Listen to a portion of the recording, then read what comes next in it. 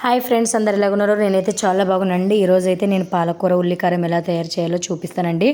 ముందుగా ఒక కట్టు పాలకూర బాగా వాష్ చేసుకున్న తర్వాత చిన్నగా కట్ చేసుకోవాలండి. తర్వాత ఒక మిక్సీ తీసుకొని 2 ఆనియన్స్, కొన్ని వెల్లుల్లిపాయలు, ఒక స్పూన్ కారం, కొద్దిగా ఉప్పు, ఇవి అన్నిటినీ మిక్సీకి వేసుకోవాలండి. ఇలా మిక్సీకి వేసుకున్న తర్వాత మసాలా అయితే రెడీ అయిపోయిందండి. ఒక కడాయి పెట్టుకొని దాంట్లో కొద్దిగా ఆయిల్ వేసుకోవాలండి.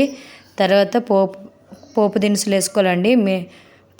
పచ్చిశనగపప్పు, మినప్పప్పు, ఆవాలు, జీలకర్ర, ఇవన్నిటిని వేసుకోవాలండి. వేసుకున్న తర్వాత దాంట్లోకి ఒక 2 ఎండుమిర్చి కూడా వేసుకోవాలండి. తర్వాత ఆ మిక్సీకి వేసుకున్న దీన్ని మసాలాని దీంట్లో వేసుకొని బాగా కలుపుకోవాలండి. అది అయితే పచ్చి స్మెల్ పోయేంత వరకు కలుపుకోవాలండి.